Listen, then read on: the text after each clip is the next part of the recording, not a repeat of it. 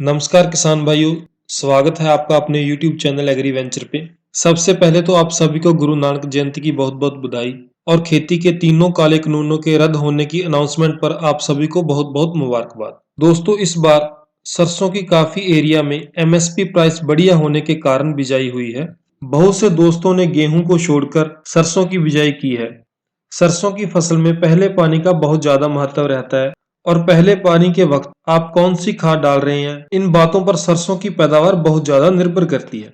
इसी विषय पर आज की ये वीडियो है।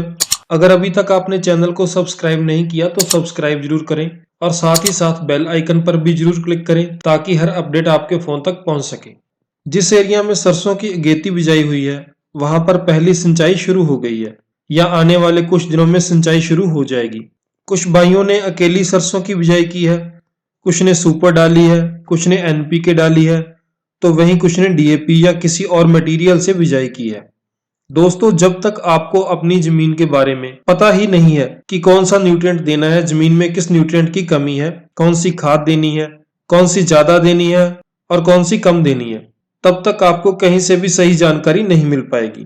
कहने को तो मैं भी आपको बहुत से प्रोडक्ट बता सकता हूँ कि आप ये प्रोडक्ट डालो, दूसरा डालो। हो सकता है कि कुछ को रिजल्ट बढ़िया मिले और ये भी हो सकता है कि कईयों को रिजल्ट ना मिले। रिजल्ट ना मिलने का कारण यही है कि आप अपनी जमीन को जानते नहीं, जमीन के अनुसार प्रोडक्ट का इस्तेमाल नहीं किया। इसलिए जमीन की मिट्टी की जांच करवाना बहुत जरूरी है ताकि आपको पता चल सके कि किस खाद का इस्तेमाल आपने करना है।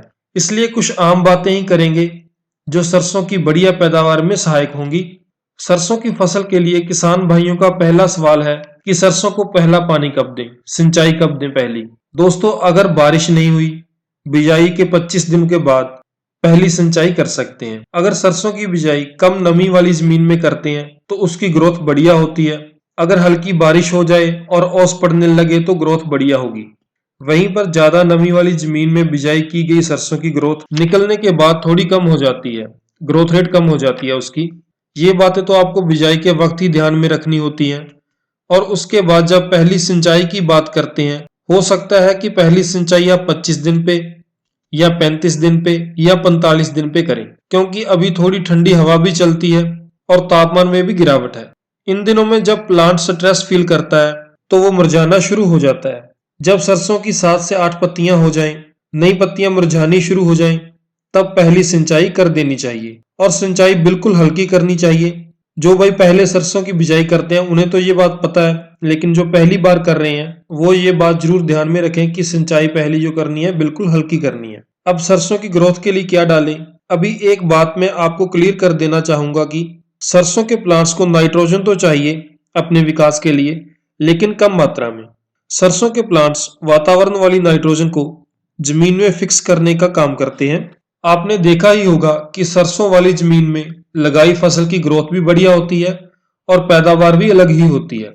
अगर आप ज्यादा यूरिया डालेंगे तो सरसों से बढ़िया पैदावार आप नहीं प्राप्त कर पाएंगे, पर अपने मन में होता है कि पैदावार ज्यादा ही होनी चाहिए। इसके लिए आप 50 दिन के अंदर अंदर 2 से 3 डोज यूरिया की दे सकते हैं। लगभग 20 किलो एक डोज में देनी है प्रति एकड़ के हिसाब से। आप बढ़िया बढ़वार और पैदावार के लिए 1 kg यूरिया और 300 ml तक लिक्विड सल्फर का इस्तेमाल कर सकते हैं, स्प्रे कर सकते हैं इनकी, चाहे पानी से पहले और पानी के बाद। आप जब फूल पड़ते हैं सरसों को तभी भी इसकी स्प्रे कर सकते हैं। 1 किलो यूरिया और 300 ml तक लिक्विड सल्फर। अगर आप एक डोज में ही 1 बैग यूरिया का डालते हैं तो सरसों पहले तो बहुत बढ़िया लगेगी, लेकिन बाद में फसल खराब होनी शुरू हो जाएगी। दोस्तों, हम कभी भी फसल के अनुसार सभी न्यूट्रिएंट्स नहीं दे पाते, लेकिन समय समय पर सोइल टेस्ट जरूर करवाना चाहिए। और दोस्तों, अभी तक सल्फर नहीं दिया या बिजाई के वक्त सुपर खाद नहीं डाली तो पहली सिंचाई पर 90% वाली सल्फर आप दे सकते हैं, 8 से 10 किलो प्रति एकड़। अगर सल्फर की कमी दूर नहीं हुई तो पैदावार नहीं मिलेगी, क्योंकि तेल वाली फसल में सल्फर बहुत ज्यादा जरूरी है। सल्फर की कमी से दाने फलियों में बारीक रहेंगे और फलियां खाली भी रह सकती हैं। सल्फर पर पहले एक वीडियो डाली है, उसका लिंक डिस्क्रिप्शन में दिया हुआ है, आप वहां देख सकते हैं। और सरसों की बढ़िया बढ़वार के लिए आप जिंक की स्प्रे भी कर सकते हैं। दोस्तों, ये जानकारी कैसी लगी आप कमेंट के जरिए बता सकते हैं। अगर ये जानकारी बढ़िया लगी तो वीडियो को करें लाइक और चैनल को करें सब्सक्राइब और साथ ही साथ बेल आइकन पर जरूर क्लिक करें ताकि हर अपडेट आपके फोन तक पहुंच सके। धन्यवाद।